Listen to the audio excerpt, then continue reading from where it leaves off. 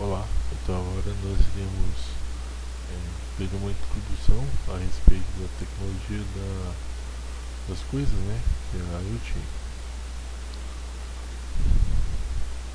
Então, no começo, foi estudado que para o surgimento da internet houveram várias eras midiáticas que passaram no decorrer da sociedade. Então, uma delas é os meios de comunicação de massa, eletromecânicos, o surgimento de aparelhos, dispositivos e processos de comunicação narrowcasting e pessoais, o surgimento dos computadores pessoais ligados a redes teleinformáticas e, por fim, os dispositivos de comunicações móveis. Então, para a gente ter uma definição melhor, narrowcasting trata-se de uma transmissão restrita de disseminação de informações através de segmentação de público. Para que possamos compreender melhor o surgimento da internet em si e também dessas aplicações envolvendo a internet das coisas, precisamos entender quais foram os momentos fundamentais de evolução da tecnologia midiática na sociedade. Então, com esse conceito, a gente pode ver que narrowcasting é uma transmissão voltada à segmentação de público. Então, o primeiro momento que a gente pode ser tratado é a respeito de suportes tecnológicos. Já o segundo momento trata-se dos programas e, por último, os conteúdos. Então, tecnologias eletromecânicas. As tecnologias eletromecânicas trouxeram os suportes da era da reprodutibilidade técnica, ou seja, processos que demandam um esforço repetitivo agora podem ser automatizados por essas tecnologias, facilitando o cotidiano das pessoas. Um exemplo que a gente pode dar é nas linhas de produção de jornais, nas câmeras fotográficas analógicas, nas primeiras câmeras filmadoras, nos telégrafos, nos telefones analógicos, entre outros. O passo seguinte nos levou à era da difusão, na qual o rádio e a televisão tornaram-se os principais meios. Então, no rádio, os conteúdos do rádio e televisão deixaram de ser fixos, passando a ser passando a ter programação com conteúdos diferenciados. Por isso, esses meios apresentam maior variedade, podendo inclusive transmitir texto falado, música, sons e, no caso da televisão, imagens diversas, enriquecendo o poder expressivo que era transmitido. Mais um passo e chegamos às tecnologias disponível com a inserção dos dispositivos de controle remoto e as modificações que trouxeram para a recepção televisiva, dando ao receptor a chance de buscar conteúdos de sua escolha. O quarto período é caracterizado pelo surgimento dos computadores pessoais ligados a redes teleinformáticas. Computadores pessoais e telefones já estavam se hibridizando em uma mesma arquitetura de hardware. Aos desktops surgiram-se os laptops, que se miniaturizaram ainda mais nos iPads e iPhones, mas nos dando início em um curto espaço de tempo a uma quinta era tecnológica. Além de permitir a comunicação online, esses aparelhos permitem a conexão contínua à internet, sem limites de espaço e de tempo. A escalada dos computadores e das redes. Bom, como nós vimos, a integração entre as mídias televisivas e as rádios, então surge o desenvolvimento dos computadores e em si as redes também. Então, na década de 1930, deu-se o surgimento teórico da máquina de Turing, na sua busca por mecanizar o potencial do pensamento humano para o cálculo. Porém, o processo de maturação dessa tecnologia foi longo, emergindo primeiro em máquinas pré-programadas, como calculadores para tomar formas mais definidas e um suporte midiático programável, graças ao trabalho de von Neumann na década de 50.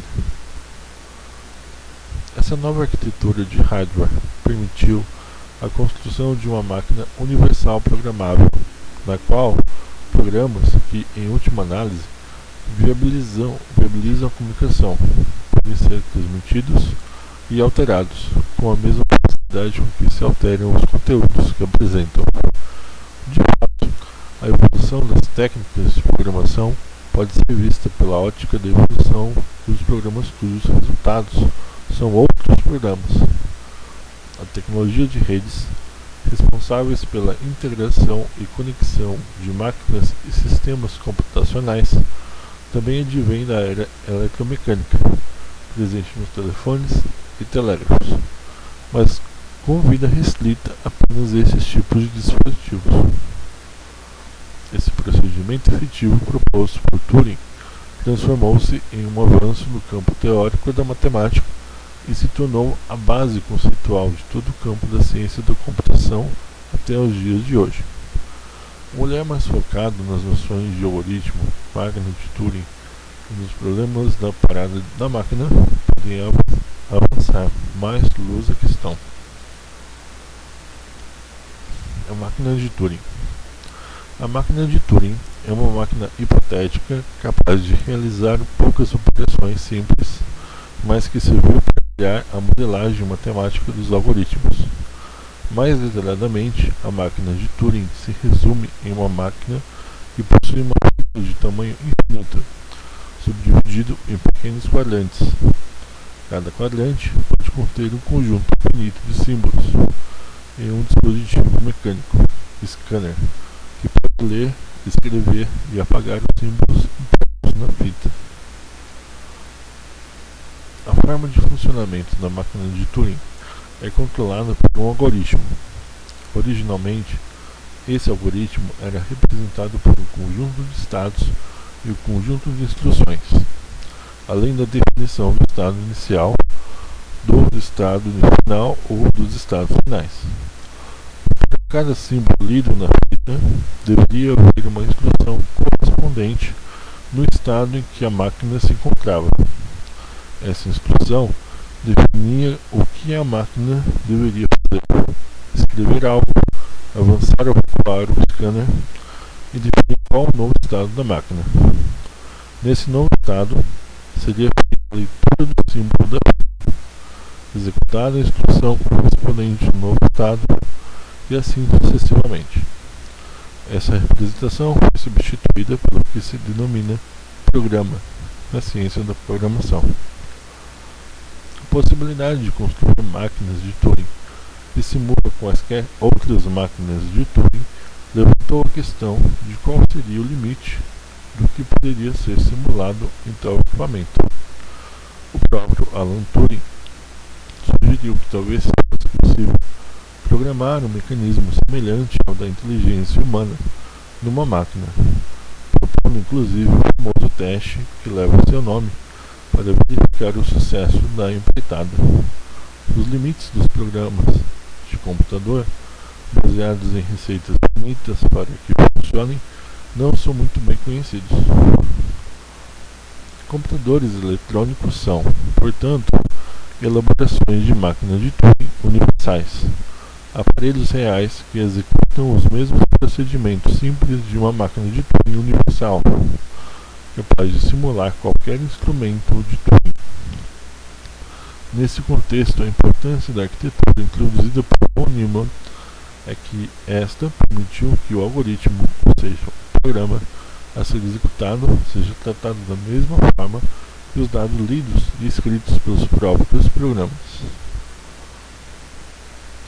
Coisas intercomunicantes. Com consequência da fusão entre as indústrias da computação e telecomunicação, houve uma imersão das tecnologias microeletrônicas e wireless. A ciência da computação, aliada às interfaces de comunicações fixas ou móveis, está hoje formando redes de informática ubíqua. A computação, cada vez mais invisível, salta para objetos do cotidiano. São neles implantados, dando-lhes identidade através, por exemplo, de etiquetas RFID, Radio Frequency Identification Tags, mas mantendo a capacidade de comunicação entre si. Essas redes pervasivas têm as características de conectar não apenas humanos a humanos, mas também humanos a objetos e objetos a objetos. A internet das coisas corresponde à fase atual da internet, em que os objetos se relacionam com objetos, humanos e animais, os quais passam a ser objetos portadores de dispositivos computacionais, capazes de conexão e comunicação. Nesse sentido, os objetos tendem a assumir o controle de uma série de ações do dia a dia, sem necessidade de que as pessoas estejam atentas e no comando. Para que os dispositivos e as coisas do dia a dia pudessem ter acesso à base de dados e estar conectados em redes e também à internet, algumas questões precisavam ser resolvidas. Uma forma de identificação eficiente em custos. Apenas assim, informações sobre objetos com identidade poderiam ser coletadas e processadas automaticamente. As tags, enquanto elementos que, inseridos em objetos cotidianos, corporificam uma comunicação ubíqua que estabelece um senso de ordem, distribui informações, sendo facilmente reconhecíveis e reproduzíveis, e dentro do caráter temporário que apresentam, podem ser reprogramadas a qualquer momento. A solução RFID foi uma das que emergiram e possibilitou identificar os objetos por radiofrequência.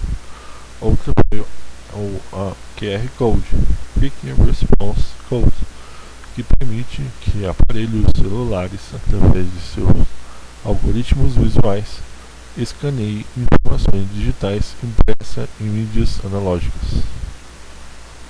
Assim chegamos ao final de nossa apresentação. Muito obrigado por assistir.